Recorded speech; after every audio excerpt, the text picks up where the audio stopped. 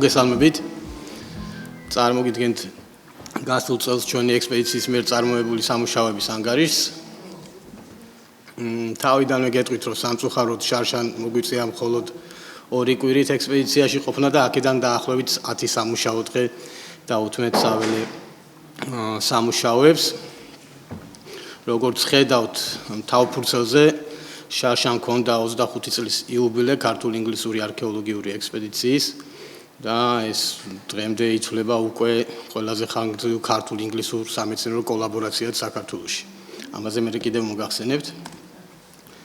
სამუშაოები წელს შარშან წარიმართა ნაქალაქარის ქვედა ტერასაზე, ევთხრილზე. ბოლო ორმა გამომსვლელმა წარმოგვიდგინა შუა საუკუნეების შესახებ შესანიშნავი მოხსენებები. მოქალაქეების ნაქალაქარიც ალბათ მოაზრებული იყო, რომ როგორც შუა საუკუნეების ნაქალაქარი ჩასმული იყო ამ მოხსენებებთან ერთად, თუმცა დღეს ვისაუბრებ ძველი წელთაღრიცხვის პირველი 1000 წლეულის ნამოსახლარზე, რომელიც აი ამ კონკრეტულ თხრილში, ევთხრილში არის აღმოჩენილი. ზოგადად მოგეხსენებათ, ბევრმა თქვენგანმა იცის, ვინც არ იცის, რასაც ხედავთ არქიტექტურას, კი ბატონო, მე-4-მე-6 საუკუნეების არის, დასავლეთ საქართველოს დედაქალაქი იყო, ციხე-გოჯი არქეოპოლისი, თუმცა არქეოლოგიურად დადასტურებულია, რომ სულ ცოტა ქრისტეს შობამდე მე-8 საუკუნიდან პირველ საუკუნემდე უწყვეტი ცხოვრება იყო აქ და შემდგომ უკვე მე-3-მე-4 საუკუნეებიდან ქრისტეს შობის შემდეგ მე-8 საუკუნემდე უკვე ეს დიდი ქალაქი შენდება. და სწორედ აი ამ პირველ ქრისტეს შობამდე პირველ 1000 წლეულის ნამოსახლარზე მინდა რომ გესაუბროთ. ის მდებარეობს ნაქალაქარის ქვედა ტერასაზე, იქ სადაც ფერდობი იწყება. უკვე გაჩვენეთ და ეს არის ფოტო გათხრების დაწყებამდე, ანუ შარშანდელი სეზონის დაწყებამდე. არის ძალიან დიდი ამ პერიოდისთვის, ძალიან დიდი ტერასული ნამოსახლარი, ნაგებობების კომპლექსი, რომელიც სულ ცოტა 3 ტერასად იყო განლაგებული და რასაც ახლა თქვენ უყურებთ, ეს არის თხრილი 15 მეტრი 15 მეტრზე და ამ ნაგებობის ნაშთები გადის მის ჩრდილოეთითაც და დასავლეთითაც. შესაბამისად ძალიან დიდ ნაგებობაზეა საუბარი. კომპლექსურია, ტერასულია და პლუს მულტიქრონოლოგიურია. სულ ცოტა 3 ქრონოლოგია მაინც ჩანს და 3 სამშენებლო ჰორიზონტი და ამაზე ვისაუბრებთ. გასულ წელს კონკრეტულად დრო დაუთმეთ წინა წლებში გამოვლენილი ნაგებობის ხაზების აღებას, რომელიც უკვე დაფიქსირებული იყო და როგორც გითხარით, ეს ნაგებობები კი არის ერთი კომპლექსი, მაგრამ მრავალფენიანია. ვიღებთ ნაგებობების ხაზებს, რომლის ქვეშაც ჩნდება ახალი ხაზები მუდმივად. ზოგადად რო ვთქვათ, ეს არის ტიპური კოლხური სახლები, რომელიც აღწერილი აქვს რომაელ არქიტექტორს ვიტრუვიუსს. მისი მრავალი სახეობა აღმოჩენილი და დადასტურებული არქეოლოგიურად მთელ დასავლეთ საქართველოში, მხოლოდ ძელებით ნაგები, ძელურ საძირკველზე მოწყობილი. მოქალაქეებში ეს არ არის პირველი შემთხვევა, როდესაც გვაქვს კოლხური სახლი, მაგრამ ყველა შემთხვევაში საძირკველი მოწყობილია ქვებით და რასაც ხედავთ ამ სურათებზე, სწორედ ეს საძირკველია, ქვით მოწყობილი, რომელზეც მე ხის ძელურ ბათქაშიანი ნაგებობები იგებოდა და თიხით ილესებოდა. შესაბამისად, ნანგრევ ფენებში აღმოჩენილი გვაქვს როგორც გადანგრეული კედლები და დამწვარი თიხის ბათქაშები, ისე თიხით მოტკეპნილი იატაკები. და ერთ-ერთი შემთხვევა აქ არის, რასაც ხედავთ, თიხით მოტკეპნილ იატაკს.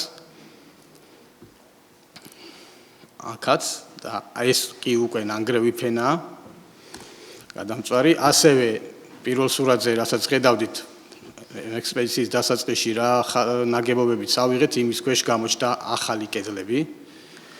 მისი პარალელური, ესაც ჩვეულებრივი პრაქტიკაა, არა მხოლოდ მოქალაქეში, ზოგადად დასავლეთ საქართველოში ერთი და იგივე ადგილს მას შემდეგ რაც აირჩევს საცხოვრებლად მუდმივად იქვე სხვადასხვა არ ვიცი ბუნებრივი პროცესების თუ მტრის შემოსევის შემდეგ გრევის შემდეგ ამხაზებს ტოვებს და ზედვე აშენებს იწყებს ახალ ფაზას მშენებლობის და ესაც ერთ-ერთი მაგალითია.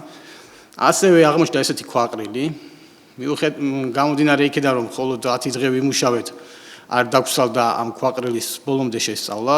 გვაქვს შემთხვევა სხვა თხრილებში, მოქალაქეებში, რომ ესეთი ქვაყრილის ქვეშ სამარხები იყო აღმოჩენილი ელინისტური ხანის და აქაც შესაძლოა ამასთან ქონდეს საქმე და წელს იმედია უგეგმავთ რომ 4 კვირით სრული სეზონით ვიმუშაოთ და ამას უფრო დეტალურად შევისწავლით. ასევე დანახშირებული სავარაუდოდ ხის იატაკის ფრაგმენტი ნაგებობის დასავლეთ მონაკვეთში რომელიც გამოვლინდა და ეს ძალიან საინტერესო დანახშირებული ძელის ფრაგმენტი. ეს არ არის პირველი შემთხვევა ამ კომპლექსში, როდესაც ჩვენ გვაქვს ხის ძელის დანახშირებული ფრაგმენტი და შესაბამისად გარდა იმ არქეოლოგიური მასალისა, რომელიც ამოდის ფენებიდან, ვიყენებთ ნახშირს C14-ისთვის და აი აქ ხედავთ წლების მანძილზე 5 მათგანი არის ნახშირის სინჯი, ერთი არის ადამიანის ძვალი ამ თხრილიდან და ქრონოლოგია, რომელიც უკვე გითხარით რომ მთლიანად ფაქტიურად მოიცავს პირველ 1000 წელს ქრისტეს შობამდე, ყოველ შემთხვევაში მერვედან მეორე საუკუნეებამდე. აქ ყურადღება მისაქცევია რამოდენიმე ქრონოლოგია, ეს არის პირველი რაც ავიღეთ ყველაზე ადრეული იყო და ესაც ტერასიდან გამომდინარეა, რომ შეიძლება უფრო ზედა ჰორიზონტზე უფრო ძველიც შევხვდეს. 750 400-იანი ამის საშუალო ასაკი სადღაც 500-იანი წლები გამოდის. შემდგომ უკვე ელინისტური პერიოდის ქრონოლოგია გვაქვს და აი წელს უბრალოდ შარშან საანგარიშო წელს აღებული სინჯის პასუხი მოვიდა და მისი ქრონოლოგია კიდევ უფრო ძველია დაახლოებით მე-7 საუკუნის უნდა იყოს საშუალო რო გამოვიყვანოთ და ცდება ადრეანტიკური ხანის ფარგლებს უკვე გვიან ბრინჯაო ადრერკინის ხანის დამამთავრებელ ეტაპზე ჩადის.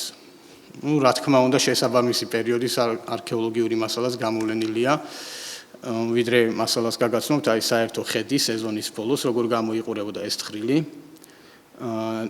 და აქ საინტერესოა ეს მონაკვეთი რომელიც ჯერ არ შეგვისწავლია და წელს ვაპირებთ რომ შევისწავლოთ აი ამ კედლის ხაზს ზემოთ ზედა ტერასაზე უკვე მიყვება ეს თიხიანი ფენა რომელიც ფიქრობთ რომ გადარჩენილი თიხით შელესილი კედლის ფრაგმენტი უნდა იყოს და იმედია გამართლდება ჩვენი იმედება სეზონის ბოლოს მოხდა ჩვეულებრივად გამოჭრალე პოლიეთილენის საფარით დაფარვა თხრილის მომავალ სეზონამდე.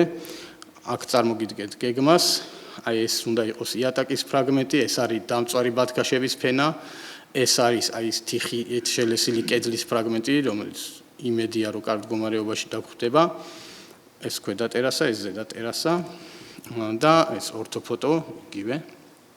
3D მოდელი ხედავთ როგორ რელიეფზეა ეს ნაგებობა განთავსებული. არქეოლოგიური მასალა გამომდინარე იქიდან რომ მრავალ ქრონოლოგიური ძეგლია, შესაბამისად ხვდება როგორც მე-7 საუკუნეების ქრისტეს შობამდე, მე-6 მე-4 საუკუნეების კერამიკა და მე-3 საუკუნეების, ანუ რატო ვამბობთ, იმიტომ რომ განსხვავებული ტიპის კერამიკაა. ხვდება დერგები ძირითადად, ესაც ჩვეულებრივი ამბავია, პირები, ძირები, მრავალფეროვანი კერამიკა, აქ მხოლოდ ნაწილია წარმოდგენილი, საწურის ფრაგმენტები, მრავალმხრივ მოხატული და ორნამენტირებული კერამიკული ჭურჭლის ფრაგმენტები, რომელსაც აქ ხედავთ და განსაკუთრებით გამოსარჩევია აი ეს ფრაგმენტი, ვარდისფრად მოხატული ჭურჭლის, რომელიც აქამდე მოქალაქეში დაფიქსირებული არ იყო და ამ ხრივ გამორჩეულ ფრაგმენტს წარმოადგენს, ანუ მოხატულია და არა ვთქვათ ორნამენტირებული ამოკაწვრით.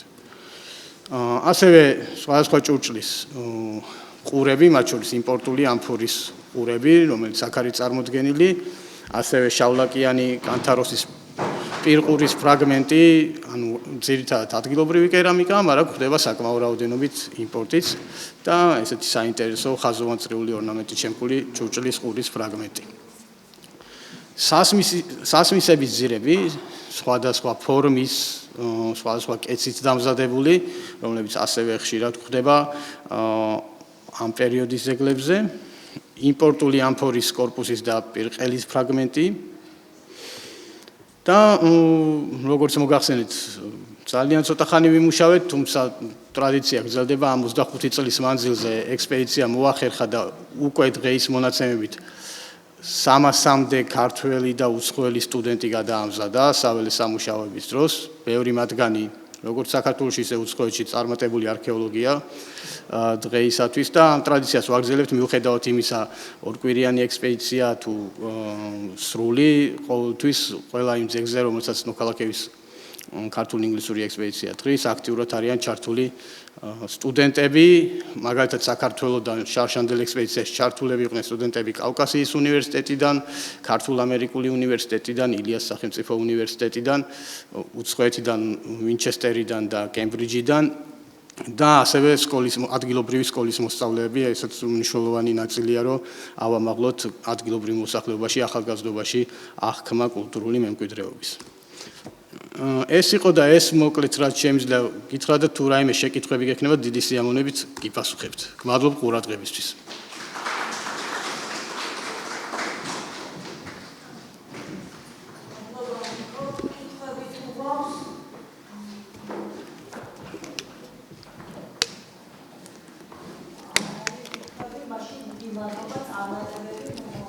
ასევე თქვენს